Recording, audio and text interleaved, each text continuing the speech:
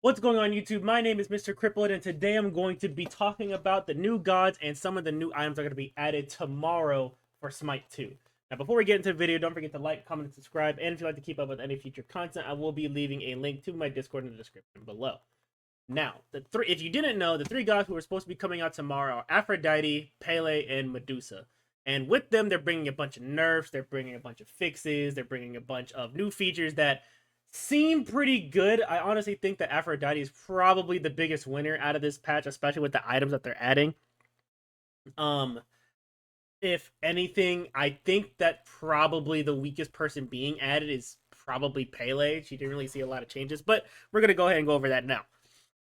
Now, first of all, Aphrodite saw a couple worthwhile changes. She's basically still the same before, but there are two main things that we need to address when it comes to Aphrodite. One is the changes to her kiss, which is her one ability, and talking about her ultimate. Now, in Smite 1, a big problem, I guess you could say, with Aphrodite is that she had to choose between attaching to an ally or stunning a target. And they kind of alleviated this by making it to where if you kiss an ally or use your one on an ally to attach to them, you don't get the full cooldown of the ability. It just goes off of like maybe a 1 second cooldown depending on CDR. Um, Now you don't have to choose between the two because what we call this new feature that's been added is that you can basically kiss through an enemy and still attach to your ally. So let's say there's somebody body blocking you from being able to get to an ally. You can actually use your one. It will still stun the enemy god that's in front of you and then attach to the person you're trying to get to. So I do like that addition. I do think it changes her kit up a little bit, making her a hell of a lot stronger in a support or even a solo lane role. Um, and now and now another feature that they added is that if you already linked to somebody for more than 4 seconds and you switch to somebody, both allies can become jealous, and the jealousy buff basically just gives them an extra bit of basically giving them more damage as they go along. Basically just giving them more damage. And another big change that's coming is to her ultimate. Again, if you played Smite 1, you know that if she pops her ultimate, you and an ally are completely CC immune. You cleanse debuffs. What they changed with this is now if you activate it again while the buff is active, um, you will fly to your ally's location and you're untargetable while you're flying, which is kind of nice. I mean, if the radius is still or the distance you can have attached to an ally is basically still the same, it's gonna be kind of it's not really good for like a run move. You can use it to kind of like get close to your carry and or your mid and basically close that distance a lot quicker. That way you can activate a stun, a heal, use your two to get enemies that are off of him or her. So it's a nice change. I do think this character is going to be a very great addition to Smite 2. It's just a little bit annoying that they're adding another healer, especially with the items they're going to be adding into the game, which I'll go off of which one I will go over later. But so far she doesn't seem too crazy. We're just going to have to wait and see when she officially comes out tomorrow. But so far she seems pretty solid. Up next we have Medusa. Medusa is just another hybrid scaling character. She's still going to be very strong. Um, I think the biggest there's again with her there's two big things that they made changes to, which is with her one again and her ultimate. Her one now basically what that does is that it gives her attack speed and then her next four basic attacks poison targets dealing deep dot damage. The new features that they added, if you look right here, is that the first thing is that for each successful hit on an enemy god will reduce the cooldown by 0.5 seconds, which will, if you hit all four, you'll get 2 seconds knocked off of Viper Shot. So if you build like a Bracer that gives you cooldowns and makes your autos hit harder, this is going to play really well into that card and it's going to make her hit extremely hard. The other thing is that now the attack speed stem is scales with strength. So even though she's a hybrid character, you still want to have primarily at least a little bit of strength. Probably just build into like a Devos first. That way you can gain the extra strength to get more attack speed off the stem. If you want to go more like that hybrid build, you're gonna need a stackable item that gives you strength. That way you gain more off of the attack speed stem, which is nice. I don't necessarily know how much more it scales with. We're gonna have to wait till tomorrow, and I'll probably do more videos on Aphrodite and Medusa tomorrow, when they officially come out, and kind of just give like generic builds and stuff like that. But that's a really big change to me, because now she can constantly be putting dot damage, especially with the hybrid items that we have in the game. I think that's gonna help her a lot. The last thing I want to talk about is basically a new passive with her statues.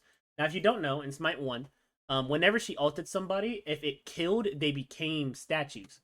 And they were kind of useless in Smite 1. They kind of just acted like as body blocks. You can use your 2, which is her acid spray on them, to get the big AoE spray and get the anti-heal people on easier. But for the most part, they're kind of useless. They kind of changed it with this one. Now, if you break the statue, first of all, lacerate, which is her run ability, will be reduced by 5 seconds if you destroy a statue. She'll also gain a 10-second strength and intelligence buff, which will inadvertently make her Viper Shot hit a lot harder. And then she also gains a permanent stack of strength and intelligence. It doesn't necessarily say how much she gains, but the fact that she gains a permanent buff and a 10-second buff means that after destroying those statues, she's going to be hitting a lot harder. Again, I just have to wait until tomorrow when the official numbers come out to see how much it increases it by, because this could be a game changer, making to where having Medusa as a primarily ability-based hunter or a hybrid hunter is going to be more beneficial to her than just building straight up attack speed. And then finally, I want to talk about Pele. In all honesty, Pele didn't really get a lot of changes. She really only saw like a quality of life change and basically a new move in her eruption. And I'm going to go ahead and go over that now. Her first ability, her little line attack that does multiple hits of damage, they basically just made it to where if an enemy god gets hit by the max range of the ability, they'll still get hit by the returning fire blast from it. A problem with Smite 1 was that if you hit it at max range, they wouldn't eat any of the damage from the returning shots.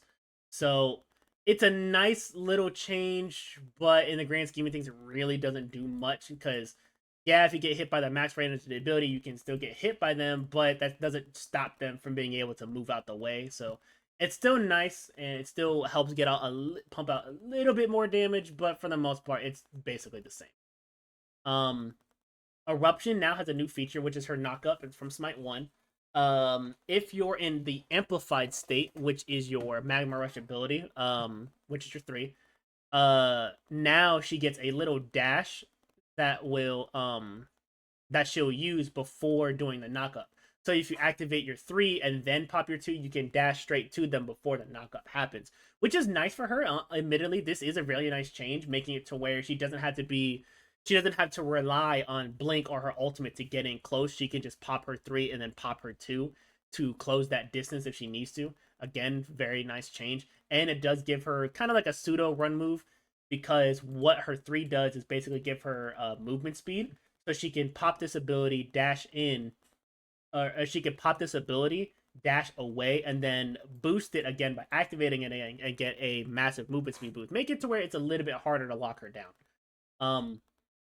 What's kind of disappointing with Pele being added is she's only a strength scaling character, and if you watch my previous videos, you know that, at least for me, I think characters who only have primarily strength scaling are going to suffer a little bit. And Pele's kit, while she does have a good CC ability, it's only 1, and she's still basically an assassin, so she does have assassin health. She's not going to have a lot of options. That could be changed with all the balances that they're changing. Like if you just look down here, the item balances, they're changing a lot of things on here, which again I'll go over here in a moment. But that's basically all for the gods. Aphrodite is definitely the biggest winner coming into Smite 2 with all these changes that she's getting. Those 2 primary changes that she's getting. Medusa could still be a problem in this game. But Pele, I still need to see what she's going to bring to the table. She doesn't seem like she's going to be all of that, especially since in Smite 1, she heavily relied on Soul Eater, and since that's not in the game now, she's going to be really reliant on her passive, where she drops below 50% health and gains lifesteal. but there's so many anti-heal options in the game, and an item that I'm going to be going over here in a second is going to get rid of whatchamacallit, that gets rid of anti-heal scaling. It's whatchamacallit, it only gives intelligence, and she doesn't have any intelligence scaling, so she can't even take advantage of the card that would help her the most. So I think she's gonna suffer a bit. There's a lot of god balances. There's a lot of nerfs, couple buffs. Anubis getting a buff, which is a nerf, which is kind of crazy. Baron getting a nerf, which is nice. He really did need this nerf, especially with the cooldown. Cooldown is not really being capped, basically making it to where his 3, which is the root, it's at 16 seconds flat for all ranks. So putting points into it will not reduce its cooldown anymore. So it's always going to be at that really high cooldown, so you don't have to worry about getting rooted every 5 seconds or 3 seconds. That's also really nice. Life of the Party, his ultimate, got an extra 10-second increase. And then the healing, the healing that he gains from cooldown, the extra healing he gets, got reduced a bit, so he's not healing as much anymore. So these are all really nice changes. Hercules getting a buff now. He really only gets like more damage and more attack speed, which is nice for him. Something that's gonna be really enjoyable for me, at least in solo lane. Loki getting nerfed, Mordred buff, Nuwa got a shift, Poseidon got nerfed, Sobek got nerfed, Susano got buff, Morgan nerfed. These are all nice, and Zeus got a nerf. Zeus getting a nerf is kind of crazy to me. Not because I didn't think he needed one, but mostly just because I never thought I would see the day when Zeus gets a nerf. And it's kind of a slap on the hand, too. They just made it to where his Chain Lightning has decreased damage scaling, which is basically nothing. Because the problem with Zeus right now is that because he gains 3 stacks on minions just by hitting them once, his clear is a lot more cracked than I thought it would be. So it made it to where, yeah, now the Chain Lightning doesn't do as much damage, but you don't need to use this to clear. You can just walk up to the wave, pop your 2, pop your 3, it's over. So this getting decreased in scaling is nice, but it's not enough. And then this is the big thing that I want to talk about, the new items. Arrows Bow and Shield Splitter, these are negligible. These 2 cards, I think, kind of suck. You're not really going to be using these. It's this card right here, Rod of Asclepius. Now, in Smite 1, Rod of Asclepius used to just give you increased healing, which was nice. But the problem with it is that because anti-heal was so strong in Smite 1 and in Smite 2, there really wasn't a point to build it except in the early game to kind of like try to steamroll as fast as possible. And even it kind of did ignore anti-heal just a little bit because it made it to where you can make it, you can heal a little bit more. It's the active that they added on it that I think is a little bit ridiculous, even though it doesn't last that long. Basically, what this does now, if you activate it, it removes and prevents all anti-heal effects for 3 seconds for all allies within 7 meters. And it's only on a 1 and 30-second cooldown. What this means, what's crazy to me, is that they added a healer, one of the strongest healers in Smite 1. At least for single target, one of the strongest healers in the game. Which also, by the way, her healing now scales with intelligence, so she'll gain more healing for building intelligence, which is what she's going to want to do anyway. And then gave her a way to where she can ignore anti-heal. So you basically gave her a get out of jail free card. And now the one thing you could do to counter build her, which was building anti-heal, is now basically out the game. Now, I do think it's a little bit balanced, and I only mean a little bit, simply because, it only lasts for 3 seconds. But 3 seconds is all you need. That can heal somebody to full. That can stop somebody from dying. That can kill somebody. So this is absolutely ridiculous. And then finally, we got a bunch of nerfs, or a bunch of changes, like Bracer the Abyss that I mentioned earlier, which I didn't know about. They actually removed the cooldown rate on it, which is crazy to me. Breastplate of Valor got a buff. Chronos Pendant got a shift. Now it decreased the cost, but they decreased the intelligence on it, so now it's easier to get, but it doesn't do as much damage, which is nice. Conduit Gem got a nerf, which is nice. It shouldn't have done all that true damage to enemy gods in the first place. So now the fact that it only gives half, or does half the tree damage is nice, but in all honesty, I didn't really build this item a lot. I'm pretty sure a lot more other people built it. There's reason to build either one, but I just think having the cooldowns was better anyway. Uh, Genji's guard, Glad Shield getting a nerf, which is nice. It basically took away 5% of the damage on it. And they decreased the cooldown that you get from it, which is nice. Hasten Fatalis got a nerf. Now it costs more, and the penalty decrease increased, I guess. Now you basically it's still a little bit hard, but you still gain, basic attack movement. You basically still get that removed. You can hit autos, and this is kind of negligible to me because if you're hitting all your shots anyway as a DPS, you really shouldn't need this. This kind of only nerfed tanks having it, so they can't kill you as quickly and can't stay on you as often. But even then, right now, currently in solo lane, if you're building an auto attack, you're going to be building some kind of hybrid items anyway, so they can still basically one-shot you or keep you in a spot that you don't want to be at. Bunch of other changes, and a couple bug fixes, but I really do think that the biggest thing that you need to be taking from this is the Rhytostapius being added, and the change that Medusa and Aphrodite are seeing.